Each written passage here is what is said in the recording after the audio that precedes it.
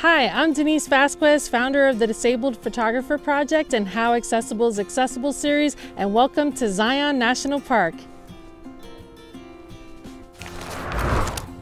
So right now I'm coming to you from the Paris Trail, which is the first stop on the shuttle bus just behind the visitor center. Now the thing that I love the most about this trail is that it's fully paved, ADA accessible. It runs along the beautiful Virgin River. If you listen closely, you can even hear the sounds of the river. It's really relaxing and very tranquil, especially on a beautiful day like today. So right now we're going over the Virgin River. The water has the color of emerald green. It's really pretty. The light hitting the water right now is a photographer's dream. As a photographer, I'm always looking for the light, I'm always following the light, and I'm always capturing the light, which can have an effect on the color.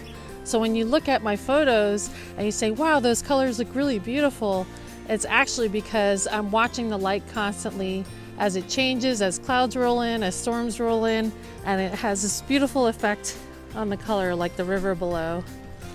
It's just gorgeous. So one of my favorite things right now about visiting the park that I'm the most excited about is photographing Zion National Park with snow on the mountains.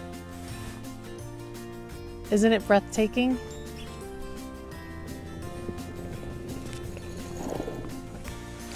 But right now I stopped for a number of reasons. Number one, there's this path, which is a great leading lines. As a photographer, I'm always looking for leading lines and compositions. So if you look where the trail goes, it leads you right to the mountains. There's also some great puddles along the trails, which make for some great reflection shots. So the thing that I love about the trail, it is paved, but I want to make a note that it is a little bumpy, it is a little rocky, but it does have these beautiful places where you can stop. But I noticed there's stairs, so you can enjoy the view from up here if you're in a wheelchair or using a wheelchair. But mind you, the stairs are very muddy, very rocky, and it is very sandy down there, so I just wanted to make a note of that. But the ground has some areas where there's little potholes. It is a little rocky, it is a little sandy, but for the most part, again, it's paved, so I just wanted to make a note of that. So one of the things that I love to look for as far as composition goes is natural framings in the outdoor environment. So I'm going to show you guys, I'm going to point up here because the trees beautifully frame the mountains here. So I use the trees as a natural frame, and I'm actually taking a photo of the mountains through the trees. And the trees act as a beautiful natural frame to the mountain.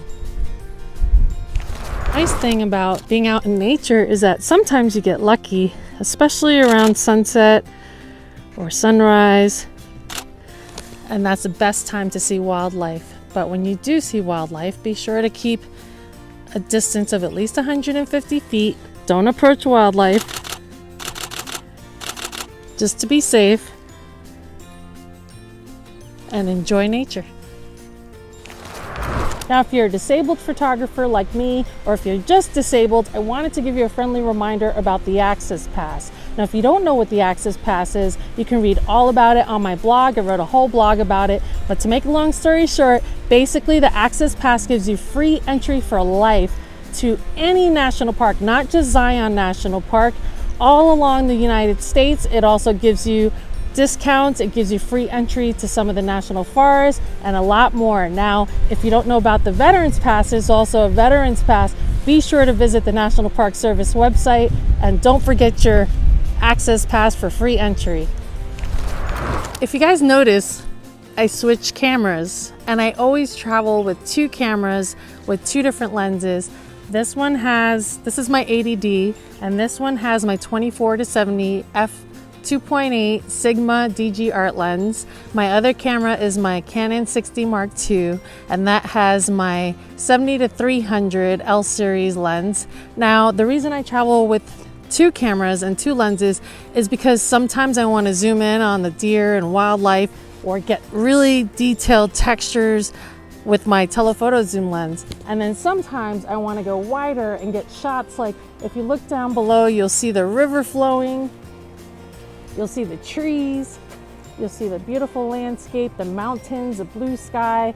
So I wanted to go a little bit wider, so I switched to my 24-70 to get wider shots.